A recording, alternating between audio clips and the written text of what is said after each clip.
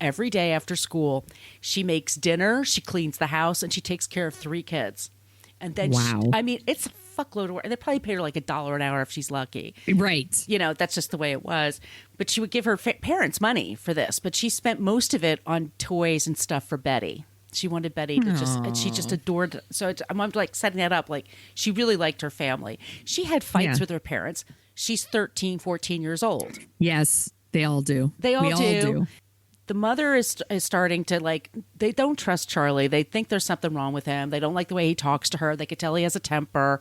They're wondering how this asshole has $100 to, throw around on gifts when he's wearing, old clothes and old shoes and all this shit. And the mother says to him, I don't want you to see her anymore. And he's like, well, she's going to do what she wants. And then Caril Ann tells him, we got to break up. We got to take a break. We can't do this anymore. She comes home January 21st, and he's in the house. This is her story. Okay. He tells her, I am a part of this crime syndicate. There's a gang that's after me, and they've taken your mom and your dad and your sister, and they've taken them away.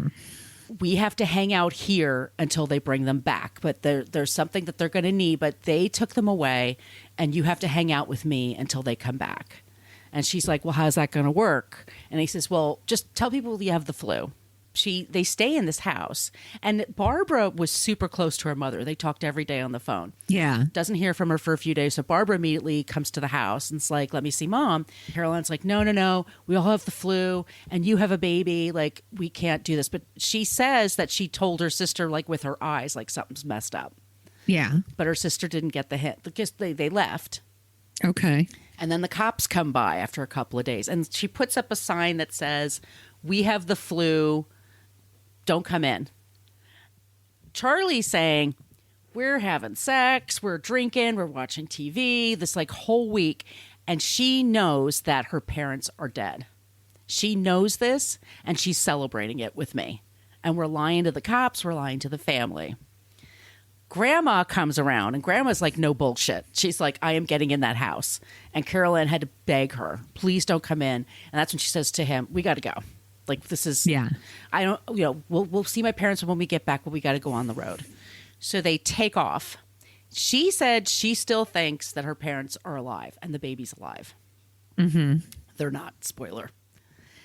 It's so sad. That is so sad. It's incredibly sad. They're driving along, and so now it's January 27th, and they run into a guy named August Meyer, who's a Fugate friend, and he's an older guy, and he's the old man in the movie with Macaulay Culkin, Home Alone. The old man next door, Blossom. Yeah. What's his face? Anyway, he plays it in the movie. He says to Charlie, Charlie wants to take his car from him and borrow some money. And the old man's like, God, you're such a loser. I always knew you'd be a loser. And girl, get away from this guy. He's an asshole. And you're like, don't say anything. Just don't say anything. Charlie shoots him in the back, raids his house, gets his guns, gets money, takes his car. And they start driving along. Later in the day, they run into 2 kids. Robert Jensen, who's 17, and his girlfriend, Carol King. Not the Carol King.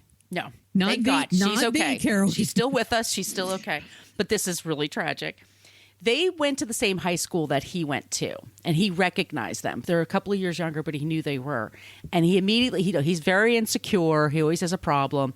And he's like, oh, these 2, they're stuck-up assholes. They would never talk to me when I was in school. They just make fun of me. And he's a football player, and she's a cheerleader, and they're both, And these people see them and they have car trouble, so they just pop over and it's like, hey, do you need a lift?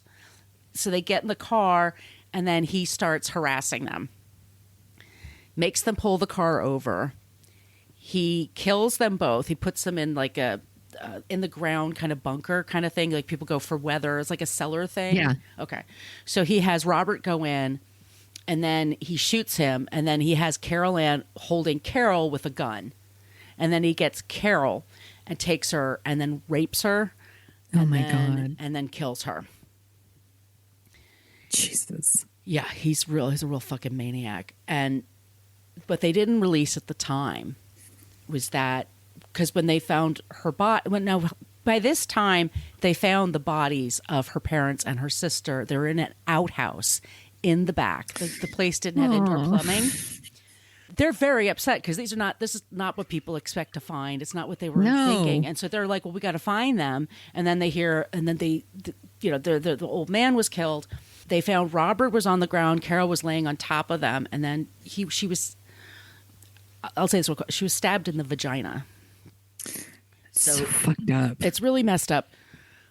Now, also what she's saying, Caril Ann is saying that she never had sex with him. She goes, the only couple of times they tried, he couldn't get it up. So I say, because he says he's going to say later that she's the one who stabbed her. And I'm like, women don't do that. A guy that's impotent would. Yeah. That's what I'm saying. Yeah. I was going to ask you, like, if there's a side of the story that you believe more, or do you think that's a combo? Do you think that there's parts of his story that's accurate and inaccurate and parts of her story that are accurate and inaccurate, and somewhere in there is the real story? Short answer, yes, but yeah. Well, so I'll go to this. The next day, they wind up at this really fancy house. And he knows this because he was a garbage man. He knew where all the fancy neighborhoods were. Mm-hmm. And so the guy that runs, that's the wealthy industrialist is how he's listed, Mr. Ward, he's taking off for the day. And his wife and her maid, her deaf maid, mind you, are at the house. He comes in with Caril Ann and he starts ordering them around. They both have guns. He demands that they cook him breakfast. So first he asks for pancakes, and then he's like, I don't want pancakes, I want waffles. And he's just being a dick. And he's going around the house, and he's like separating the women. He attacks the women. He stabs them to death. Husband comes home. He shoots him. And now they're taking off. And now everyone's freaking the hell out because there's been like 6 deaths at this point, more. There's been 9 deaths, including Robert, the one from the gas station. At the very next day on the 29th, they're having car trouble. A nice traveling salesman just driving along gives him a lift. Charlie kills him, and then they immediately have car trouble, and has the guy, he's basically on the passenger seat on the floor dead, and a guy comes along and is like, Charlie can hear footsteps, and it's another person that came along and just walked over. I was like, hey, what's going on? Do you need help? Because these are good people. They don't think bad things are going to happen.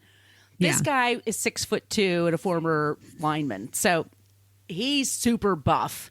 Just starts, Charlie tries to shoot him, and he takes his gun, and they're like fighting like shit. And it's like, thank God somebody's finally going to overpower him. Right. A cop just happens to be driving by and pulls over. It's like, he thinks it's just a fight. Fight. So he's just there to root him on. Do it. Punch him. It's just him alone. He pulls over. Caril Ann jumps from the back of the car, runs over and goes, oh my God, this guy's kidnapped me. I don't know what's happened to my family. He's terrifying. He's killed a bunch of people. Please take care of me. And he's like, huh? Like, Charlie then gets in the car and starts driving away. So he has Caril Ann in the back seat, and this cop is driving along, and they're on a high-speed chase. And Caril Ann's in the back like, he's a killer. Don't believe him. He's calling for backup, and then there's a big shootout, and he gets nicked in the ear with a bullet. So he shows up at the courthouse, and now they're in Wyoming, and his crisp white shirt's got blood all over it because he got shot. But he looks like James Dean. He's got the glasses and the ducktail. What do they call the ducktail hair and all that crap. He takes blame for everything. They're separated, and the cops find out because people just used to look older back then, and a 14-year-old girl could look like she's 30. I mean, honestly, because it's just the hairdo and the demeanor. She was completely in shock. She thought her parents were still alive, and she told him she thought her parents were still alive. Where are they? Can I talk to them? They keep injecting her with drugs to calm her down because she's flipping the fuck out. And of course she is. She's in trauma. Yeah. And she's been through all this shit. Charlie takes the blame and says, I did all the killing. She didn't want me to. She's innocent. For some reason, people just didn't understand. When she found out, her sister Barbara had to tell her that her parents are dead. She didn't believe it. Sad. Yes. Oh, it's so sad. It's all terribly sad. So he goes to trial, And then as soon as he gets a lawyer, they're like, plead insane, and then you won't have to go to the death chamber, right? And his parents are like, don't plead insane because we don't want that on our family, that tainting our family name. And I'm like, yeah. Oh my gosh. Yeah. You got bigger problems than that. I mean, your name is Starkweather. It's pretty, it's going to be known anyway. It's not. We'd rather everyone think that you're just a mass murderer. Exactly. Than crazy. Yes. Yeah. He, as he's beat, and he gets interviewed, and he gets fan letters, and he gets all, and it's so gross. She gets blamed. Gross. People are like, what's wrong with her? Why did she fight back? She had all these opportunities to leave. Why didn't she leave? Because they go to a diner. I'm like, because she thinks he's going to kill people. Like, she doesn't. And she's 14. She's just a kid. Who is sly enough to deal with that situation at 14? I'm not sure what I would do now. No. And I talk about true crime all the time. I mean, I don't think it's fair, personally. No. Why didn't you behave like a totally logical person in a insanely stressful situation? For several weeks, by the way. By this person you thought you loved. And also you're a kid. And you're a kid. That's my take. So he also killed family dogs. He also he's like a total psycho. He does defend himself. And then in his defense, he says, you know what? She was in on it too. She's the one that stabbed this girl because she thought I had sex with her before, Caril King. He talks about the maid and that she's the one that actually stabbed. She's, saying like she killed the parents and she loved it. We had sex all the time. She just wanted to be free. And that's him giving his defense. They say, you're going to the electric chair, but thank you for your service, whatever. I don't know. He just fed the news cycle. Thanks for the cool story. Thanks for the cool story, but you're guilty as shit. And the jury didn't buy that shit. That's my whole point. Right. Sorry. Almost a year later, she's on trial. She's now 16 years old, and she's being tried for murder. She's the youngest woman at that time. The chief witness that they have against her is Charles Starkweather, who's already total reliable witness, completely reliable. The guy that's gonna be dead any day now, like that knows he has nothing to lose. He can say whatever the fuck he wants, and it's not gonna be contradicted.